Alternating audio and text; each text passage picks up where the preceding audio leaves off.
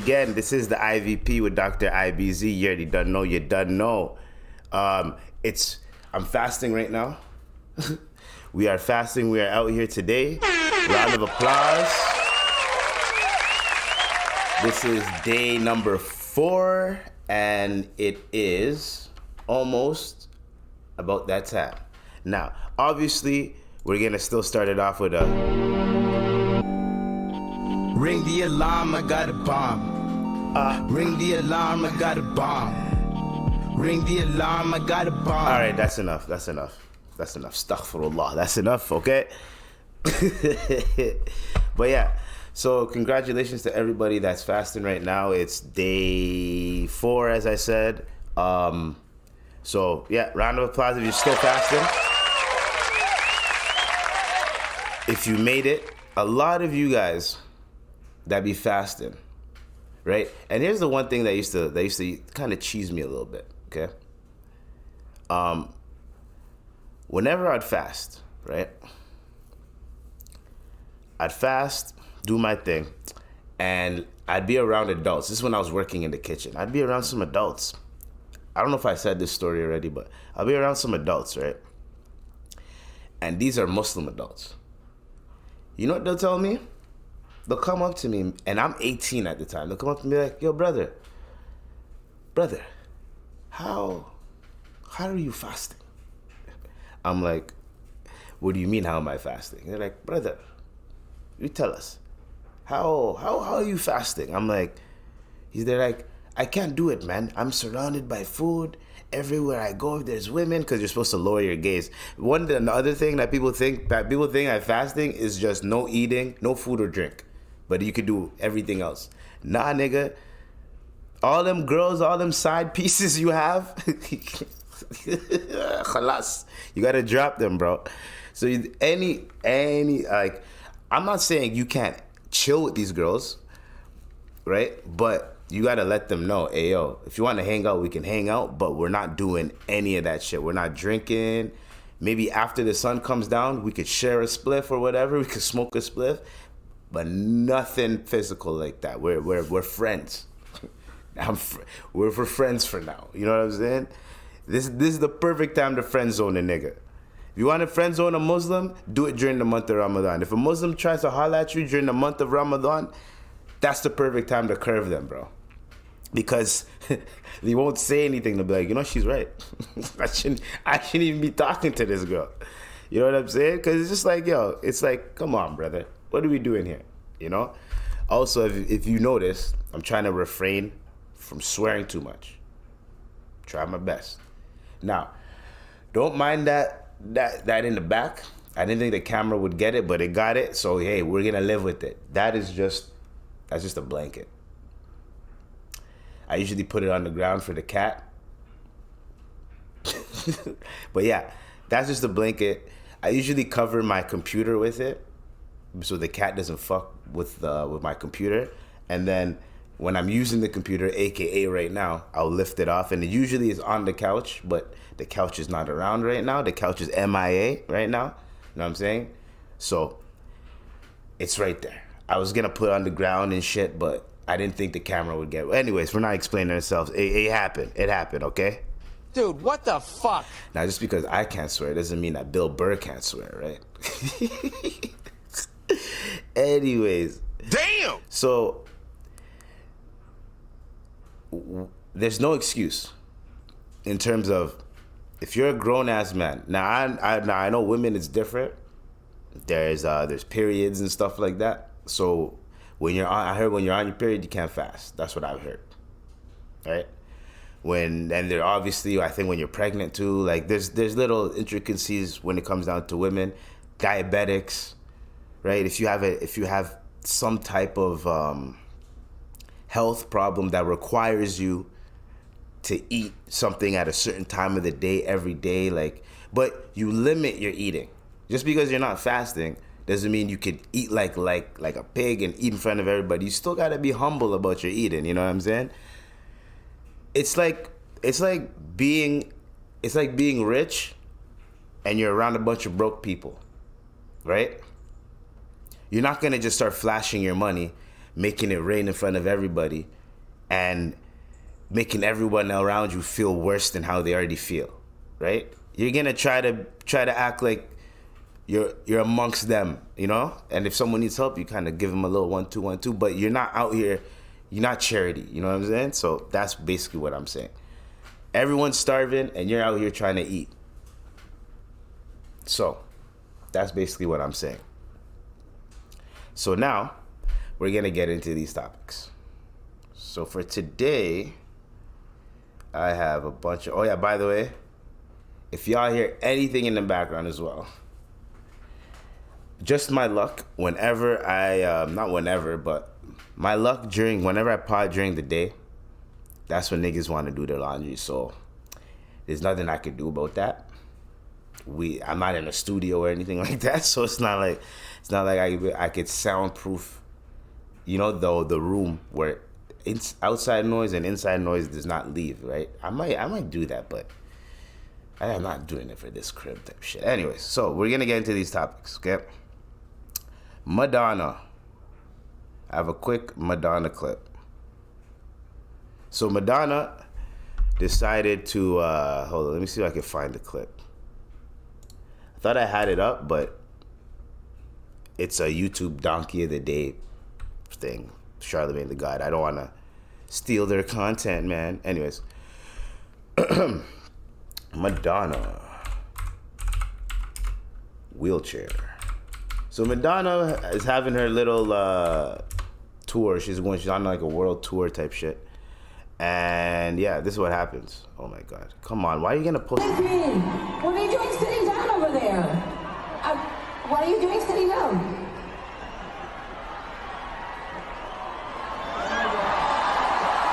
Oh, okay. Politically incorrect. Sorry about that. I'm glad you're here. Oh my God. So I think she wanted everyone around her to stand up, and nobody was standing up. I mean, not nobody was standing up. One person in the crowd wasn't standing up, and that one person was just bothering her so much, was bothering her ego so much that she's like, "Yo, why aren't you standing up?" You know artists, bro, when they get to a certain stature, why aren't you standing up? The person's like, I can't stand up or whatever, right? I'm not whatever the case may be. She walks up to the person. Now the crowd's like, ooh, Madonna's about to tell her off, right? Because she was going to tell her off, right, if she didn't stand up. Then she looks, she goes politically incorrect. She's in a wheelchair. Now, if she said politically incorrect, everyone automatically knew, oh, that person can't stand, period. I mean, they literally cannot stand. So Madonna goes back to doing her little shindig in her performance. Now, the internet obviously is going to go wild over this, right? She got Donkey of the Day from Charlemagne. Everyone is going wild over this. I personally do not give a damn. She didn't know that she was in a wheelchair. If she didn't know, then I'm pretty sure she wouldn't have been forcing her to stand up, right? That's number one. Number two. I don't think she was expecting someone in a wheelchair to be in the front row, like in that section. That's number two. Number three. Is it really, really an issue to make it so much of a big deal where it's like, oh, you see these artists, they get a little bit of da-da-da-da, and then now they get all hype and famous and rich, and now they want to control people, now they want to tell people what to do. The person's in a wheelchair, they couldn't even... I understand the outrage.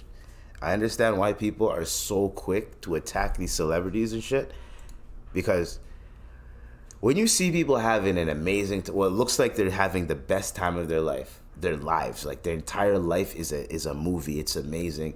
There's nothing wrong that could happen in their life. When you have situations like this occurring, right? And you have someone like Madonna fucking up. Oh, astaghfirullah, messing up. The moment that she messes up, there's gonna be people attacking her. It does not matter if she apologized, if she said, yo, my bad, hey, yo, make sure they get tickets to the next concert, yo, get their information down, make sure you get their information down so I can formally apologize, whatever you need to do. No one's going to look at it like that, right? Everyone's going to look at it like she shouldn't have done that. Now, the other point is, no one has to, if I paid these tickets to be at your show, I could sleep at your show, my nigga. I know it's disrespectful to do that, and I understand as a performer, you don't want someone sleeping at your show, period. Whether you are, well, no matter what level you are, whether you're at the low level, you're at the chicken circuit, whatever they call it, the what do they call it? The chitlin circuit, or you're at the highest level ever, you don't want people falling asleep at your show, period. An open mic comedian doesn't want people falling asleep at his show, and Dave Chappelle or whoever's at the top, Chris Rock or Shane Gillis, Andrew Schultz, they don't want people sleeping at their shows, right? Any comedian, Godfrey, any comedian that has been doing it for like 20, 30 plus years, they don't want nobody fucking, astaghfirullah, just sleeping at their show. You don't want that. You want people to pay attention to what you're doing, pay attention to your show, and all of that. So I understand that part, right? But if someone paid tickets, and there's certain performances where I could, like, comedy, you have to sit there, and if you don't catch everything that they're saying, you're not going to catch the punchline. So that's why they want you to pay attention.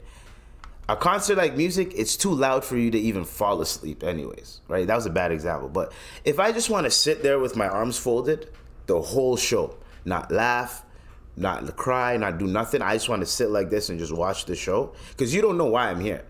I could have been forced to get here. I could have been here and I didn't want to be here. I could be feeling sick. You don't even know, right? So if I'm sitting down and I'm doing this, let me do whatever the hell I want to do. I paid money. Don't focus on the one person that's not sitting. Focus on everyone else that's communicating with you, that's actually listening to what you're saying. Focusing on that one person is just gonna ruin it for everyone else that's still listening to you. Because some people are gonna be like, "Why is she yelling at the guy in the wheel? Yeah, she's whack, bro. I was gonna stand for her, but now I can't stand her." No pun intended, but get what I'm saying.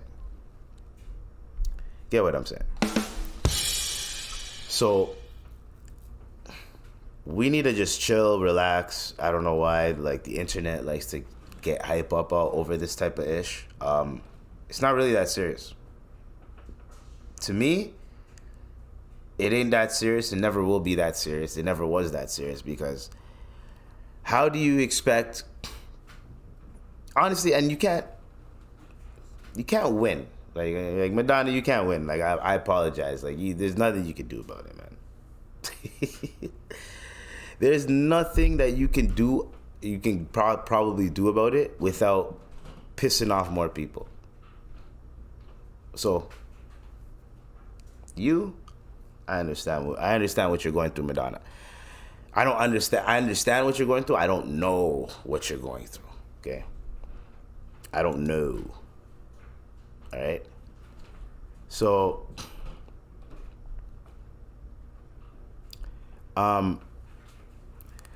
so now there's this whole thing that's going on.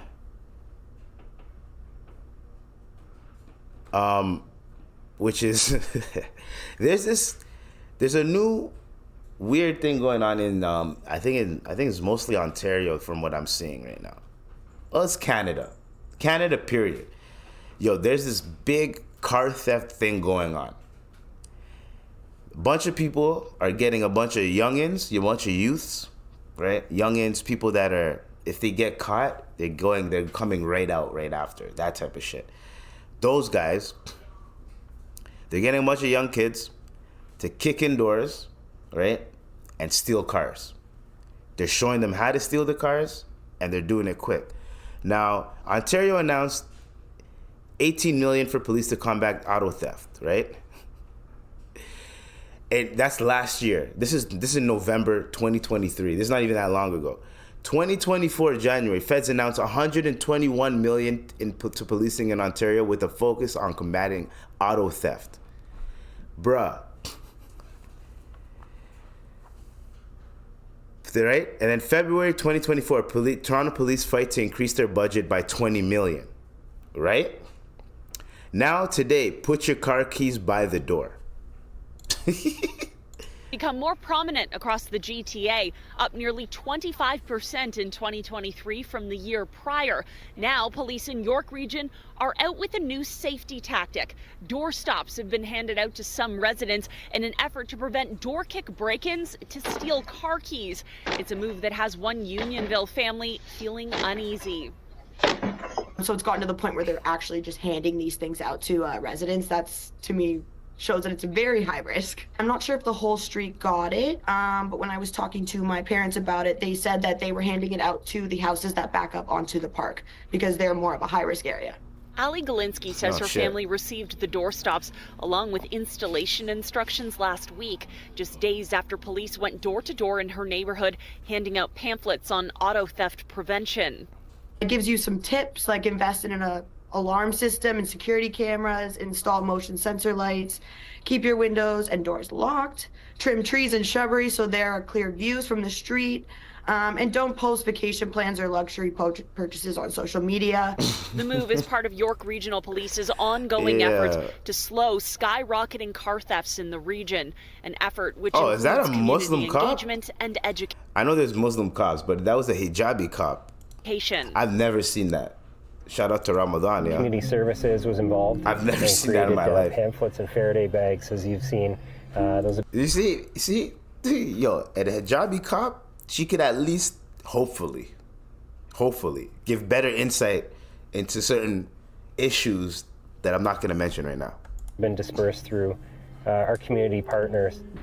There's also updated advice for all vehicle owners, a message echoed by Toronto Police speaking at an Etobicoke safety meeting last month. Constable Marco Ricciardi had a new message for vehicle owners who keep their fobs in Faraday pouches. To prevent the possibility of being attacked in your home, leave your fobs at your front door. Because they're breaking into your home to steal your car. They don't want anything else. A lot of them that they're arresting have guns on them, and they're not toy guns, they're real guns. They're loaded. That's why Galinsky says they will be installing the doorstops and taking YPR's advice seriously. But she'd like more action from police as well. I'm glad they're taking initiative to try to get, in front of the problem and prevent more break-ins and possibly, the ones that are armed and stuff. You don't want anyone getting hurt. So I'm happy that they are taking action. But in terms of what I'd like to see done, I mean, at least when it's in a high-risk area, maybe more patrols. York police say more than 4,200 vehicles were stolen from this region in 2023 alone. 4,200. When they say 4,200, they try to make it seem like it's not that many, my nigga. 4,200 vehicles gone. Gone in that region. And it's usually these residential areas where there's just houses everywhere. It's easy for you to steal a car and get the hell out of there. There's not a lot of CCTV. The only cameras that are there are the Ring cameras that people install. It's easy to be in and out. Now, the thing that I don't really understand is there's clearly a problem, and this problem's been happening since like 2020, since the pandies. Right? 2022, this has been happening. And it's been increasing and increasing and increasing and increasing. Can we start making this a problem? Isn't this a problem for insurance companies if your car gets stolen? Right? I'm pretty sure if your car gets stolen and there's insurance on it, I'm pretty sure they're going to give you a new one, right? If your car gets stolen. That's why most of these thefts that happen, people do get pissed, but they have insurance. So they know, I'm going to get another car. I'm going to get a brand new car anyways. It's kind of like how can I put it? I'm pretty sure, hold on. Let's Google it quick, okay? Does insurance cover car theft? because I don't know. Car theft in Canada, are you covered? Did you know that an average car is stolen every 6 minutes in Canada? But don't let the risk of potential car theft scare you. There are many ways you can protect yourself. Right? How your insurance can help what cars are most likely to be stolen and whatever. Is there any... Okay. Well, on average, blah, blah, blah. Paid out to insurance to repair while removing costs when police correct. Of course, I need just a quick answer, my G. Filing a theft claim won't affect your insurance premium. So yeah. So it is. You need to contact your local police, not the emergency line. Fill out a police report. Next, if you're unsure, you'll want to confirm if your car is covered for theft. So it has to be covered for theft, obviously. Duh.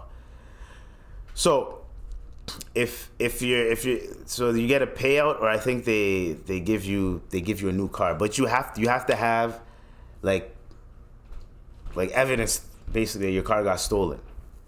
Right? So let's say if you're gonna make a claim, most people that they're thieving their cars are getting thieved in front of their front lawn. You just send them that video to the insurance company, boom, you get your shit back, right? If your car got stolen on the street, all you have to do is first you make a police report. Then after you make the police report, you try to get the CCTV footage from whatever to just catch the people stealing the shit and taking off with it, and then you have your information. And that's about it. Or some people have like a tracker on their car. You can put a tracker on your car. So like, yo, my car is actually stolen. I'm here and my car is over here and I'm trying to track it down. They threw the tracker or whatever. But it's covered. So back to my point. Since it's covered with insurance, if someone steals my car, I'm going to be fucking pissed. Astaghfirullah. I'm going to be very mad. Right? That they stole my car. However, I'm not going to be mad to the point where I'm going to like feel like, oh, what am I going to do now? I'm going to start throwing a fit. I'm going to start being like, I don't know what I'm going to do. How am I going to do this? How am I going to pay my... No, you're not going to really... I personally am not going to give a flying F. You know what I mean? Because as much as I feel like I should care, I'm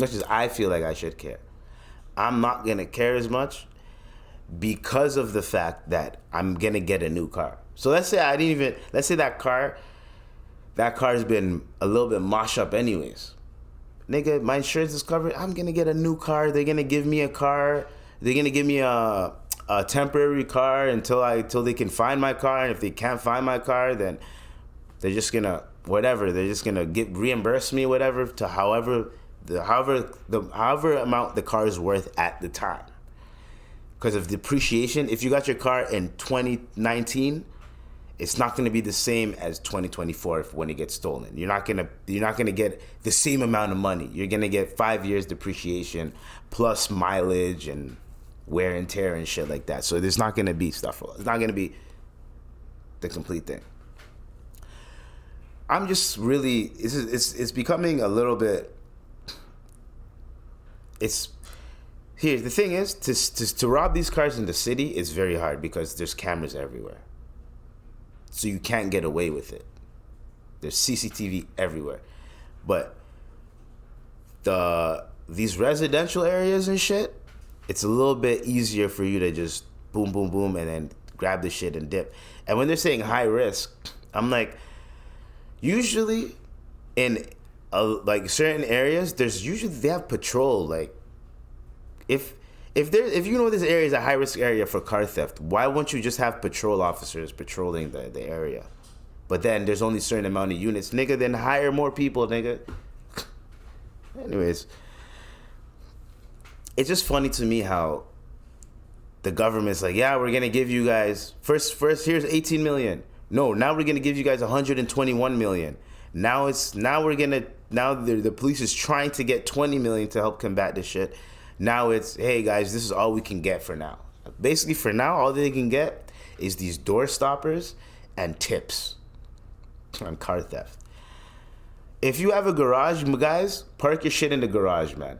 If you have a gate, park your shit in the gate. Whatever you can do, do it. parking your car outside now is like, in terms of just in your driveway, is no longer a thing, man. If you could park that bitch inside, park that bitch inside. But it depends on the area you're in. If you're downtown Toronto and your house is in downtown Toronto, the chances of someone coming to steal your shit is very hard because there's witnesses, there's people around and shit. Most people that be stealing these cars in like Toronto, they get caught. Like I'm talking about like downtown Toronto. Like they get caught slipping quick. There's polices on bikes, there's police walking, there's patrols everywhere. Like there's no freaking way that you're gonna steal a car and then just try to speed away. Like someone, whatever. We're gonna get off that topic, but I just find it interesting that there's this whole problem going on and the government. Oh yeah, this was my point. The insurance companies should be getting mad at the government. They should get their lobbyists, because they have lobbyists, the people that talk to these political niggas, whatever. Your lobbyists should be going to the government and saying, hey, yo, bruh. But I don't know how the insurance companies work. I don't know if they, because I know they make money off the shit that people pay every month. That's how they make their money, right? So when they have to pay out some shit, I'm pretty sure insurance companies aren't trying to pay out, right? So if you're not, you would rather someone pay the whatever $150 every month and their car never gets stolen, they never get into an accident, and they've been paying you $150 for 20 years. 150 times 12 times 20, right? Y'all want to know the number to that? Let's do this. And this is just like okay insurance. 150 times 12, $1,800 a year times 20. $36,000 off of one person, right? But $18,000 a year. Wait. Hold on. 150 times 12. Yeah. 1,800. $1,800. $1,800 a year, right? And then, so for 20 years, they didn't have to pay out shit. They're instantly getting $36,000, right? And that's, I know niggas that have been driving for 10 plus years. Their insurance has been at least like 200, right? 200 times 12, 2,400, right? Times 10. Out of their, you know what I'm saying? Like, and that's at least 5 people I know. Times 5. That's 120 in 10 years, right? Multiply that by every single car you see on the street. Every single young driver, old driver. Nigga, multiply that by freaking 2 million people. Do you see what you know what I mean? So they're making bank, insurance companies, right? Do you think that they want to have this type of problem in a certain country where people are just stealing cars and you guys have to keep paying shit back? So y'all got to get your lobbyists to figure out some shit to handle this problem. Because one thing is, I know 80% of people I know have cars. So I wouldn't want to one day freaking drive somewhere, we pull up, we park our car somewhere, and then, nigga, now the car's gone, bro. We step out like, dude, where's my car? You ever seen that movie, Dude, Where's My Car? That's what's going on right now in Canada. Anyways, on to the next one. Speaking of... Oh, this is Canadian news today. Speaking of...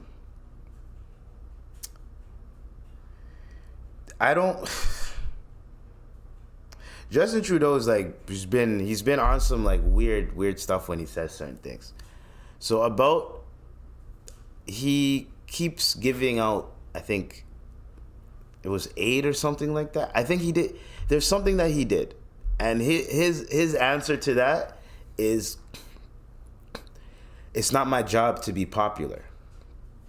Now think about what he just said. You're the prime minister. In order for you to get to where you're at, you have to be It's literally a popularity contest. Elections are a popularity contest.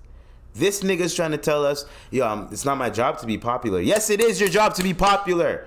It's your job to be likable. That's what your fucking job is. Astaghfirullah. That's what your job is. This nigga doesn't think of it like that. He thinks of it like, nah, bro, I'm here to do the right thing. And I understand that. Do the right thing. Do what you deem as possible as the right thing. Do what you have to do. I get that. Do what you got to do.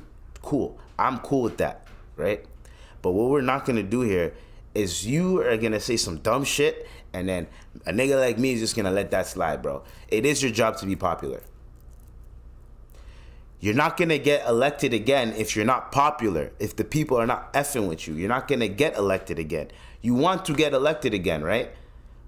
So then do what you got to do. I don't understand that. It's not your job to be popular.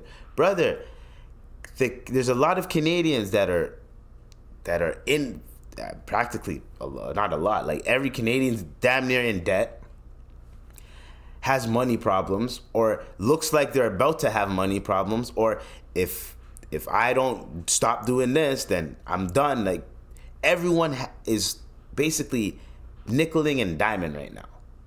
Penny pinching. The last thing that we need to see is y'all sending all this money, right, to other countries. Now, I could understand why they're doing it, because, hey man, we need to help. If we don't help these countries, and if we don't help these countries and these countries fail, then that will affect our economy, right? That's why I understand the whole, okay, we got to help these guys out, right? But now it's turning to a little bit, it's like blatantly like disrespectful. Because more than 3/4 of Canadian workers want to leave their jobs. Meaning as in like, niggas is living paycheck to paycheck. Meaning like, if I could find a better job, I'm leaving. 71% of Canadian workers want to leave their jobs this year and look for better opportunities. This is via CP24, is an article. The Canadian Press, my nigga. The report by recruitment firm Hayes says employers need to brace themselves as even more people say they would start looking for a new job if the economy and unemployment rate improve.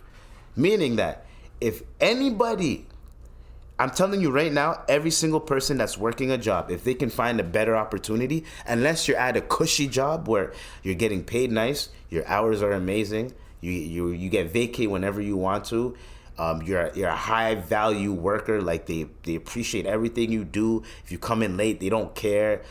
That type of shit, or you can do whatever you want. You can call in sick. It won't affect your job or anything. You come in the next day, no one's gonna say anything. Everyone's cool with it, whatever. If you have one of those cushy jobs, stay there. Don't leave.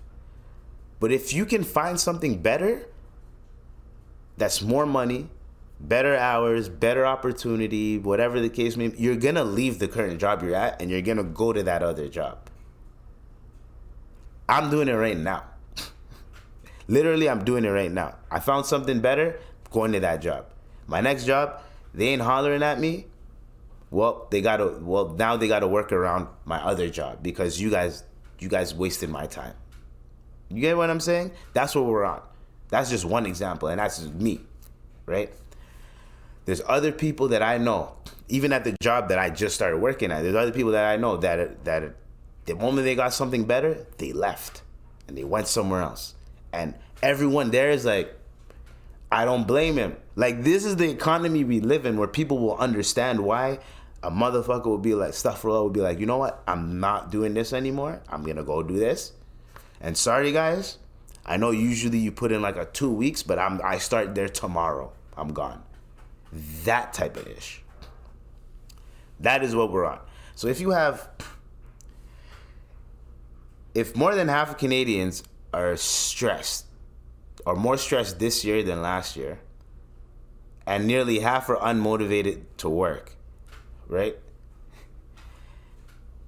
Now, I'm not saying that Trudeau needs to drop a care package.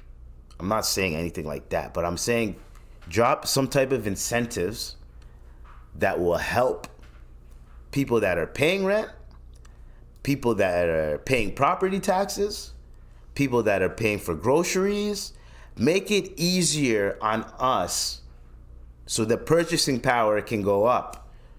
Then all that tax money you're getting, that you're giving to these other countries, you can get more to give to them. If you help us, we can help you. This is what I was taught about the tax system. You pay our taxes, they use our taxes, for infrastructure, incentives, and all that type of shit. And then if another, that's what taxes are. That's what the fucking shit taxes were for. From what I know in these countries, right? Before, I'm talking about after the king bullshit, right? Because the king would just eat all the taxes. I'm talking about the government, democracy, right? The taxes go towards development, the military, the infrastructure, hospitals, bridges, churches, right? Whatever the shit was. Development in science, space, that's what the taxes went towards, to develop the country. Now, we're in this weird place in time where taxes are being used to help develop other people, right? Because, we have so much, let's go help other people. But right now, we're in a current situation where the people are saying, hey, yo, chill the fuck out, bro. Everyone that I talk to is like, bro, I'm tired of us sending money over there when I'm struggling to pay my rent. I understand these political, relationships that you should have, these geopolitical relationships that you need to have. I understand, Justin. I get it. But you're being a real true hoe about when the Canadians are crying to you, pleading to you, the way you react is a little bit like you're telling us, yo, shut the fuck up and you guys will get what I give you type shit. And if you don't want to listen, you know what I'm going to do? I'm going to freeze your banks. You froze the people's banks, and now years later, in hindsight, a lot of judges are saying that's unconstitutional. You should not even be allowed to do that as a prime minister. You cannot freeze anyone's banks because they're doing they're not doing what you, bro. Unless you're under federal investigation, no one can freaking freeze your banks unless you're doing money laundering, any type of shit. You guys found a loophole to say that if you donate money to the truckers, that's a form of money, and then you guys, come on. So you already spat in the face of blue-collar Canadians. You spat in their face during the whole, and I understand the whole trucker thing that happened. A lot of people were pissed off about it, but that showed people, hey, if the truckers stop, what are we going to do? And they caused a lot of mayhem, right? To the point where the prime minister had to freeze their accounts to make them stop. That's all I'm saying, brother. Mr. Trudeau. That's all I'm saying. Stop pissing off the core Canadians, the hardworking fucking Canadians. Hardworking class Canadians are not fucking with Trudeau right now. That's all I'm saying. Any Canadian that works their ass off every day, right, pays taxes, pays high amount of taxes, whatever, even low amounts. Everybody is pissed off. A lot of people have to pay back CERB, right? Now, in the fine print, it said that you're going to have to pay back a certain percentage of the CERB, right? You have to pay that back. Why didn't you guys, here's just a crazy thing. Why didn't you guys just give us these incentives, right? And if our income increases, let's say our income increased from let's say I'm making $30,000 a year, my income increased to 50. Right? Then you can bring your little dumbass letter in the mail and be like, hey, yo, can you pay back a little bit of this CERB? You can give us like that because I'm up now. But instead, you niggas are asking while people are still recovering over that shit. Now you guys are still asking for it. People are still recovering from their credit cards. They're still paying that shit off. People are still behind on rents. People behind on their bills. And then you guys on top of that, you guys are like, hey, yo, give us that CERB back. And on top of saying, give us that CERB back, you niggas are giving that money to other countries. That's what's frustrating the Canadian people. You're giving our money to other countries.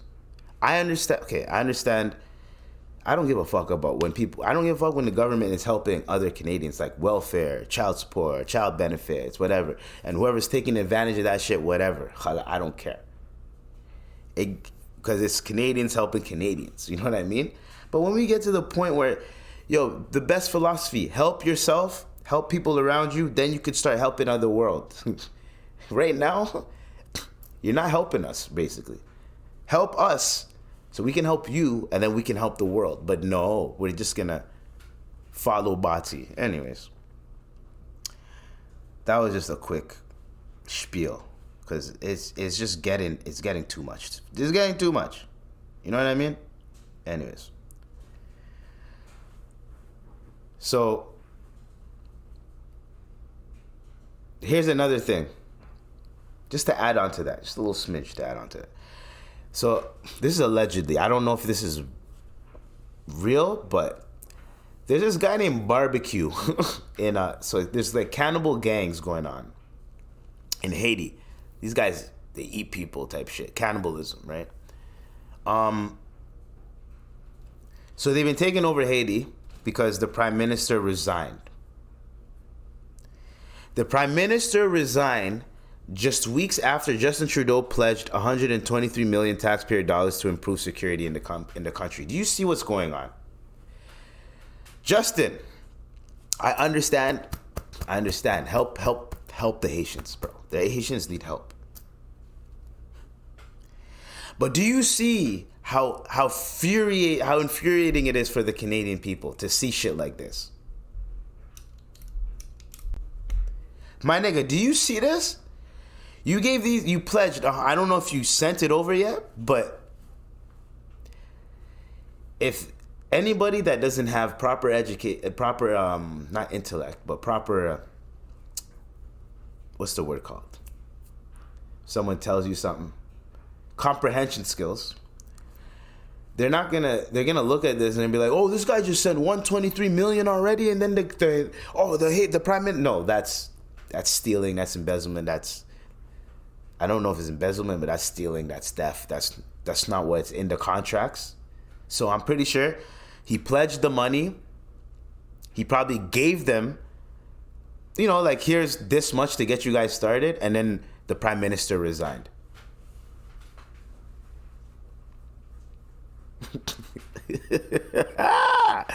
Bro, do you see how infuriating that is? So let's say those bank accounts, that barbecue nigga has access to them. Like, I don't know how it works when they pledge this money and they send it off, and let's say the prime minister's not there anymore. So did they send all the money or no? Right? But that's what every Canadian is saying. You check the comments. You could even talk to regular Canadian people. They're saying this guy is helping fund every country but his own. There's a car theft problem in Canada. Don't see anything about it. Don't see nothing about it. I haven't heard any news. Haven't heard that the government's pledging this much money towards car theft in Canada. Don't see nothing like that. So if we're gonna try to keep it real, try to keep it a $150. This is what the problem is, and this is what people are getting mad at. No one is mad at the fact that Haiti's getting help. That's not what they're mad at. People are mad at how come this nigga is dropping money to every country and their causes. France, their shit burned down. Here's money. The Notre Dame shit. Here's money. This country, this happened. Here's money. This happened to this country. That's all Justin Trudeau is doing. And to me, I feel like he's doing this because politically, like geopolitically, no one fucks with him. And no one's scared of him. No one messes with him at all. Like they look at him like, Prime Minister can't, That's how they look at you. So you're trying to do this like, nah, we got it. Like, look at me, I'm helping I'm better than you guys. You guys wouldn't help out. But then look at the people that are yelling at you like, what are you doing? Nothing you can do about that. So, speaking of countries, I don't know what is going on in India's been having a bad PR, what's the word? Public relations right now. There's a lot of things going on in India. Now, I watched this Adin Preach video, and they're speaking on, there's a couple, right? I think the couple is, I think the girl's Spanish and the guy's, it doesn't matter. It doesn't matter what race they are or what culture. There's a couple, they're traveling around the world. They've been to Afghanistan, Pakistan. They're traveling everywhere. They're doing like a world tour. They want to, you know the people that they have enough money. They go on a world tour. They travel the world. They film themselves traveling. They take pictures, like that type of vibe, right? So when you want to visit every single country, it starts to not become a thing, but okay, let's say you try to visit every single country, trying to visit. You go, okay, let's go to India, right? Or let's go to Japan, all right? Let's go here. Because if you watch a lot of traveling videos, right? Right? You'll notice that when people go to India, like you see, like, you're like, oh shit, the food looks good. Like they make it look like that's where you should go travel. Now, from what I hear, traveling in India, the food's amazing. Like the food is very good. No matter, like, don't get, like, I know the street food, the street vendor shit. I know, like, people are like, ew, like, what's good? Brother, in Africa, there's niggas that have a bucket of water, right? Their way of cleaning your dishes is throwing all the dishes in the bucket of water and then rinsing it quick, rinsing it with water quick, and then they give you the bowl to use.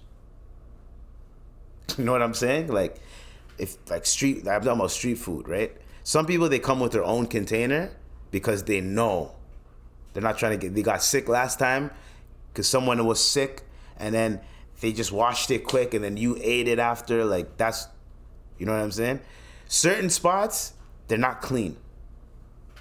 It's always like that. Every country you go to, heck, even in Canada.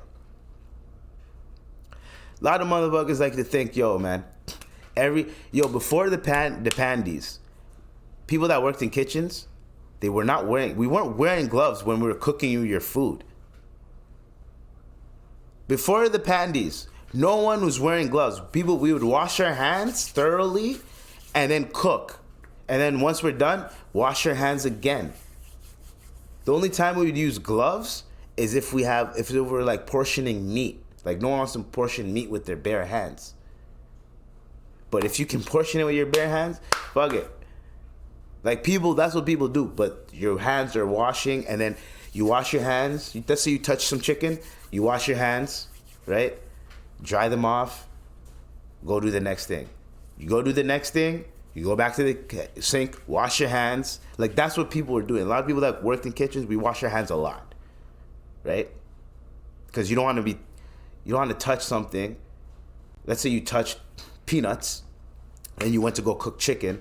Someone has a nut allergy and now you fucking got them sick. You know what I mean? So, but all I'm saying, before the pandies, no one was wearing gloves like that in the kitchen, my nigga. When I say no one, like, there's certain things people are wearing gloves. But there's certain things no one's gonna wear gloves, bro. Like, for instance, if I'm portioning pasta, anything that's oily, slimy, liquidy, whatever, you're gonna wear gloves. But if it's dry shit, nigga, when you're seasoning shit in the pan, you think someone's gonna put on a glove so they can put salt in your... No, nigga. They're gonna grab some salt, throw it in there with their bare hand. So, like, when people are like, ew, how come he's just using his bare hand? He's not using no gloves. Nigga, most kitchens, no one uses a glove unless they have to use a glove. Because most people, their hands are clean regardless. I'm telling you, this is not an industry shocker or whatever. Like, this is just what happens in the kitchen, bro. Sometimes there's some days where we're limited on gloves. We don't have that many gloves. All right, bro, if you don't have to use the fucking glove, then you don't have to use the glove, right? You don't have to use gloves for everything, right? Before the pandies, I'm telling you guys, if someone could just grab it with their bare hand and throw the burger on the grill, then go to the sink and wash their hands. All I'm saying is, the reason why it looks nasty with the street food shit is that it doesn't look like they're washing and sanitizing their hands. That's it. They're doing shit with their hands. They give you the food and then they go and do the same shit with, like, I understand that. right?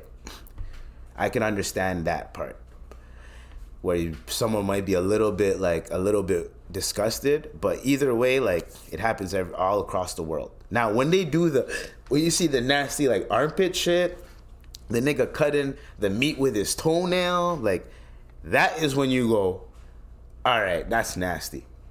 But we can't just look at India and be like, yo, even though most of the videos are coming from that country, we can't just be ignorant, too ignorant, and be like, well, it only happens in India. Like, no, it happens all across the world.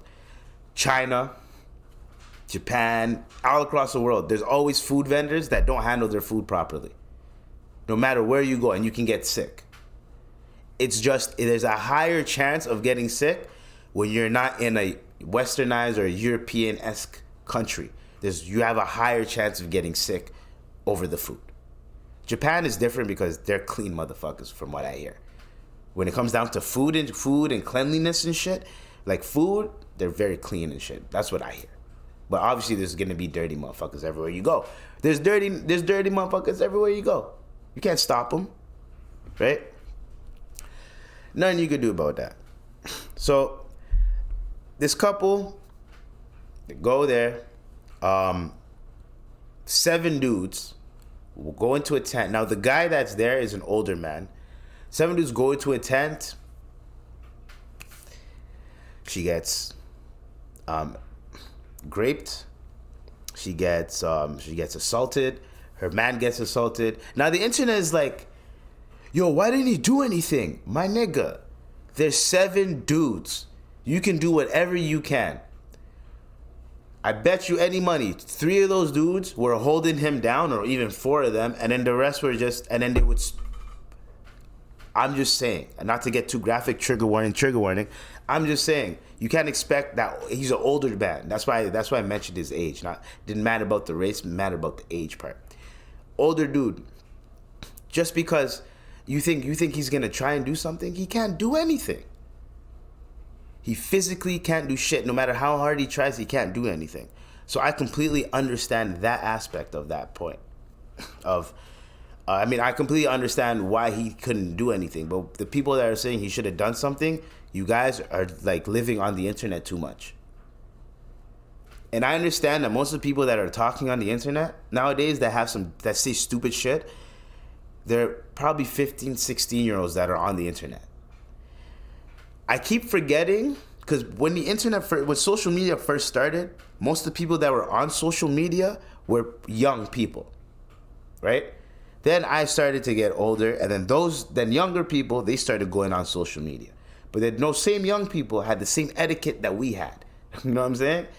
Now, I could say freaking 15 years later, right?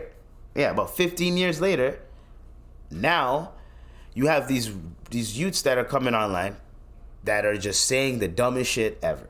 That makes no sense. 7 against 1, my nigga? When is that ever? When is the one person came up on top? 7 against 1. What do you guys think? Is it anime? This is Naruto? This is Dragon Ball Z? What do you guys think this is? Kung Fu movie? No, it's not like that. Especially if you get caught by surprise while you're sleeping. Because they were in a tent and it happened at night while they were sleeping. Anyways.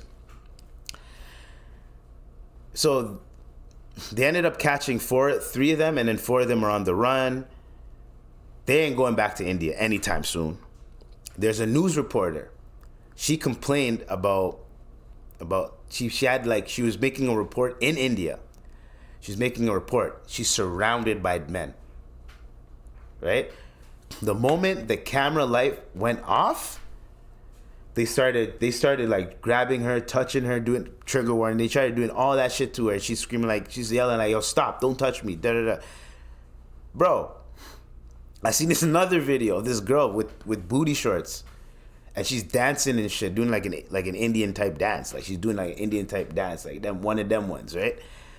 And the dudes are just staring like thirsty and nasty. And I'm just in my head, I go, yo, what is going on? So then after I watched this Ab and Preach video, they were discussing the fact that there's a problem in that country when it comes down to grape. Every 18 minutes someone's getting. I'm like, holy shit. But I've been seeing a lot of bad PR for India. So I was just trying to ask my Indian viewers. I know from what I heard, being a woman tourist in India is kind of hard. But then I seen another video of a Somalian guy in India trying to eat, and these guys are being racist to him. So it's just bad PR going on in India is all I'm saying is. And if y'all have any female family that wants to go to India, I would suggest showing them some of those videos before they go. And making sure they have a contact there, someone there, because that is some crazy shit. And then I'm not even going to get in depth in the politicians that support that shit too over there. And they're blaming the girl. Like, if the girl didn't wear those clothes, then that would it's just crazy. It's murky waters, right? I did some research, but it got too much for me, to the point where I was like, all right, bro, just nuke that place. nuke them, dog. Whoever's about doing that shit, put them on a boat in the middle of the ocean and nuke it, bro. Like, that's just weird, nasty, disgusting, crazy behavior that I can't even fathom. The moment the light turns off, you could hear guys going, oh, like, what? That is disgustingly nasty, bro. Nasty. I don't condone it. Not everyone, no one condones that shit. That is just disgusting, man. So then I'm reading the comments. They're like, yo, when I was a backpacker in India, there's this one girl, she came up to me, she was crying because she's a backpacker too, and she's like, these guys are harassing her. Like, apparently, if you're a woman and you're in India, you're gonna go to India, don't travel alone, or don't travel unless you know someone. Period. That should be in any country, but India especially. These guys went to Afghanistan and Pakistan and nothing happened to them. They go to India, that shit happens. That's where we're gonna get into it. That was Abba's main point too. That's where we're gonna get into it. Now, dumbass of the week, Adin Ross. Adin Ross, everyone knows what happened. Adin Ross read a text that he got from Andrew Tate saying that he's gonna leave Romania for good. Andrew Tate ends up getting arrested because, so there's something that happened where a girl is accusing Andrew Tate, the Tate brothers, of some shit that happened.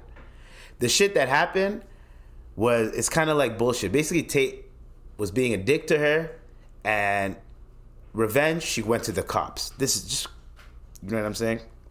We're not going to get into that bullshit. But she went to the cops. Now there's a case there. Now, since Adin Ross read that shit, someone snitched to the UK government, told someone on their staff somehow that Tate was going to flee Romania. They got that information. They told the Romanian government that, hey, Tate might he's going to leave Romania for good. So if he leaves Romania, make sure, try to expedite him here so that we can try him here. He gets arrested. The Romanian judge goes, what is this? This is stupid. No, this is dumb. We're not going to extradite him. No. And for what? We're not listening to you. We're not going to listen to you. F that. You're staying here. That's basically what happened. Because right now, I think he's under, he can't leave Romania, period. So, whatever Adin did, he was an idiot. And I think he apologized for it. He did apologize for it. Yeah, I remember he did apologize. Yeah. So, hold on. Let me find it. I got it right here. I'm pretty sure he apologized. Yeah, thank God he did not get put back in there because I would have felt really guilty. So, Andrew Tate's team confirmed that I effed up, and Tate told me. He was going to dip Romania, and he had a plan ready to go, and Adin Ross effed it up, basically. That's allegedly. Or, I don't know, I think that's what happened, and then Adin Ross exposed it, allegedly. Then you have Adin Ross talking about how he slept with Sexy Red. Sexy Red said, you paid me to take your virginity. Okay, next, bye. Bro, Adin Ross, bro. I know I get the whole streaming thing. You seem like a cool dude, cool, genuine guy. But you need to smarten up a little bit. Just a little bit when it comes down to what you're saying online. Just a little bit. Smarten up. If you just smarten up just a wee bit, mate, just a little bit, then maybe I can give you a little bit of ratings. You know what I'm saying? Because, brother, first off, if someone is unhealthy and saying that they're gonna leave where they're at, where they're not supposed to be leaving, you don't say anything, guy. You don't even have to say it. Your streaming is already popping. You don't have to go that far, fam. Just relax. That's one. Two, if you sleep with a celebrity, don't tell everybody. We don't need to know. The reason why we don't need to know is because other celebrities aren't gonna want to fuck you now. If you want to keep having sex with celebrities, do you want to keep banging celebrities and shit, famous chicks or chicks that have status, shut the fuck up. That's it. That's all I'm saying. Anyways, that is going to conclude our podcast for the day. You know what I'm saying? You already knew what to do what it is. Yeah, hopefully y'all could stay tuned, stay safe, stay blessed. Peace and love. I had one more topic too, but niggas gotta go to work, so you already know. Peace. Bye.